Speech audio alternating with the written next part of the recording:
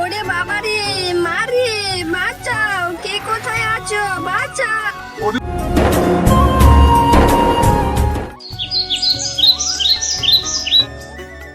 আসুন আসুন, রস খেয়ে যান, আমার জমির তরতাজা আখের রস। দাদারা, দিদিরা, সবাই আসুন। একবার এই রস খেলে প্রাণ মন সব জুড়িয়ে যাবে। মা, ও মা, আমাকে এক গ্লাস আখের রস কিনে দাও না। তুই আখের রস খাবি? ঠিক আছে, চল। এই যে মিচকে ভাই, আমাকে এক গ্লাস আখের রস দিন তো। এই নিন বাঘিনী মামি, আপনার আখের রস।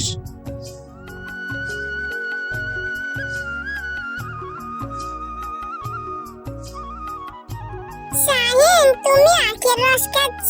আমাকে একটু দাও না, আমিও আখের রস খাই। আমি না কখনো আখের রস খাইনি, জানো?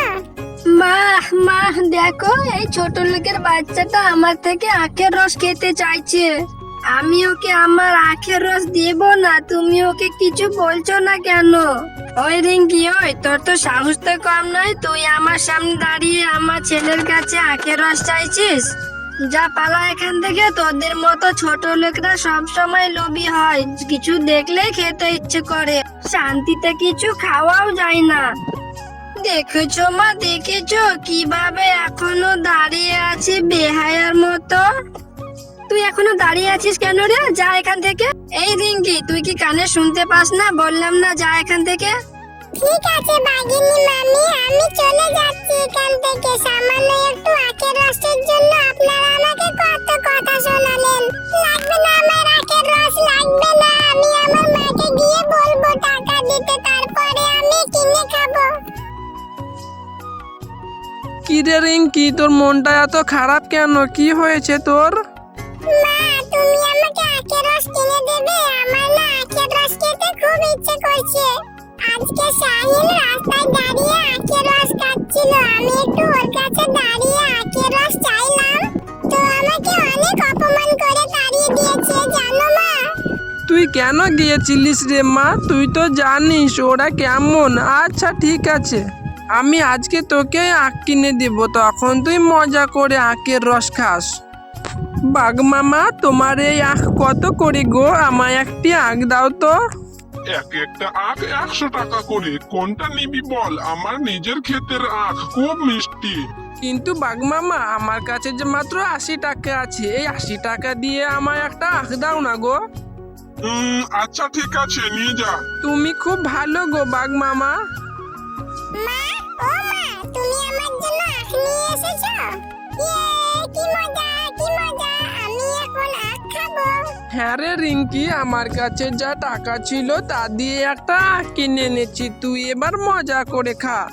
মা, ও মা, আমার মাথায় একটা বুদ্ধি এসেছে। চলো না মা, আমরা এই আখটাকে কেটে টুকরো টুকরি করে আমাদের ওই জমিটাতে চাষ করি। তাহলে দেখবে একটা আখ থেকে অনেক আখ হয়েছে। আমি যত ইচ্ছে তত আখ খেতে পারবো মা। রিঙ্কি, তোর মাথায় তো অনেক বুদ্ধি, তুই ভালো একটা কথা বলেছিস। আমার মাথায় তো এমন বুদ্ধি আসেনি রে মা। এরপর তারা মা ও মেয়ে সেই আখগুলো জমিতে রোপণ করে দেয়।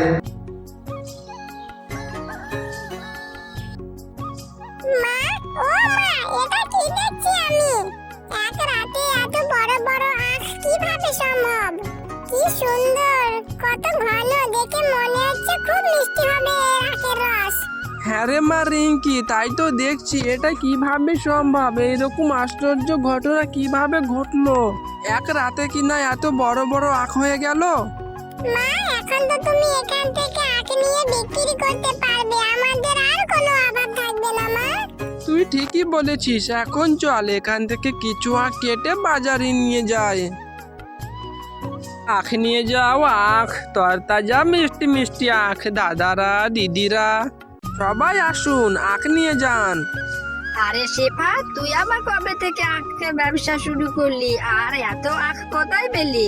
তোকে তো এবার আখ চাষ করতে দেখিনি। এরপর শেফা শিয়ালিনী সরল মনে বাঘিনীকে সব কথা বলে দেয়। ও, এই ব্যাপার, ঠিক আছে, আমিও দেখবো তুই কি করে আখের ব্যবসা করিস। অনেক ধনী হওয়ার শখ তোর, তাই না? আজ রাতেই আমি সব আখ চুরি করে নিয়ে আসবো, তারপর দেখি তুই আর আখ কোথা থেকে পাস।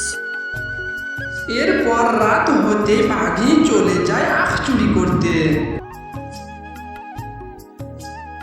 আর শেফার জমি থেকে অনেকগুলো আখ কেটে নিয়ে বাড়িতে চলে আসে।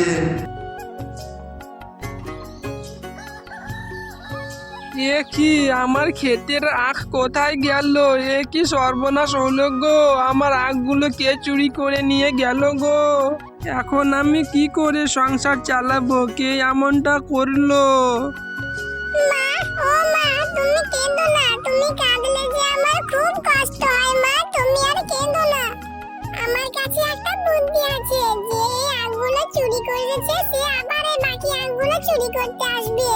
তার চেয়ে ভালো আমার এই বাকি আখগুলো ঘরের চালে চাষ করি। কিন্তু চোর তো ওখান থেকেও চুরি করে নেবে রে মা। না মা, আমরা ওখানে ইলেকট্রিক শকের ব্যবস্থা করে রাখবো, তাহলে আর চুরি করতে পারবে না। চুরি করতে আসলে ঠিক ধরা পড়বে। ওরে আমার বুদ্ধিমতী মেয়ে রে, তোর মাথায় তো দেখছি অনেক বুদ্ধি। আচ্ছা ঠিক আছে রে মা, এখন তাই করব। এরপর যেই কথা সেই কাজ, বাকি আখগুলো ঘরের চালে রোপণ করে দেয় আর সেখানে ইলেকট্রিক শকের ব্যবস্থা করে দেয়।